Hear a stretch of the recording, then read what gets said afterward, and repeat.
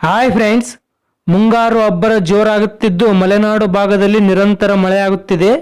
ಇದರ ಪರಿಣಾಮವಾಗಿ ಶಿವಮೊಗ್ಗ ಜಿಲ್ಲೆಯ ಗಾಜನೂರು ಬಳಿ ಇರುವ ತುಂಗಾ ಜಲಾಶಯ ಈಗಾಗಲೇ ಸಂಪೂರ್ಣವಾಗಿ ಭರ್ತಿಯಾಗಿದೆ ಮತ್ತು ಎಷ್ಟು ಪ್ರಮಾಣದಲ್ಲಿ ಒಳಹರಿವು ತುಂಗಾ ಜಲಾಶಯಕ್ಕೆ ಬರುತ್ತಿದೆಯೋ ಅಷ್ಟೇ ಪ್ರಮಾಣದ ನೀರನ್ನು ತುಂಗಾ ನದಿಗೆ ಹೊರಬಿಡಲಾಗುತ್ತಿದೆ ಮತ್ತು ಭದ್ರಾ ಜಲಾಶಯ ಇನ್ನೂ ಭರ್ತಿಯಾಗಿಲ್ಲ.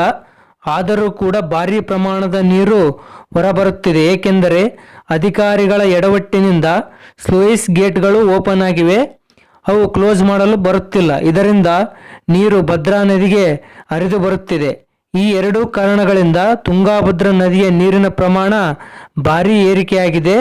ಇದರಿಂದ ತುಂಗಾಭದ್ರಾ ಜಲಾಶಯದ ಒಳಹರಿವು ಭಾರಿ ಹೆಚ್ಚಳವಾಗಿದೆ.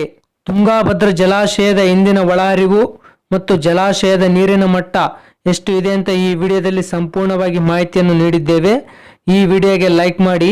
ಹಾಗೆ ತುಂಬ ಜನ ನಮ್ಮ ಚಾನಲ್ ಸಬ್ಸ್ಕ್ರೈಬ್ ಮಾಡದೆ ವಿಡಿಯೋಸ್ ನೋಡ್ತಿದ್ದೀರಾ, ದಯವಿಟ್ಟು ನಮ್ಮ ಚಾನಲ್ ಸಬ್ಸ್ಕ್ರೈಬ್ ಮಾಡಿ. ತುಂಗಾಭದ್ರಾ ಜಲಾಶಯದ ಒಟ್ಟು ನೀರು ಸಂಗ್ರಹ ಸಾಮರ್ಥ್ಯ 105.79 TMC ಇದೆ. ಇಂದು ತುಂಗಾಭದ್ರಾ ಜಲಾಶಯದ ನೀರಿನ ಪ್ರಮಾಣ 13.90 TMC. TB dam full reservoir level 1633 feet ಇದೆ. ಪ್ರೆಸೆಂಟ್ ರಿಸರ್ವೈರ್ ಲೆವೆಲ್ 1593.19 ಫೀಟ್ ಇದೆ.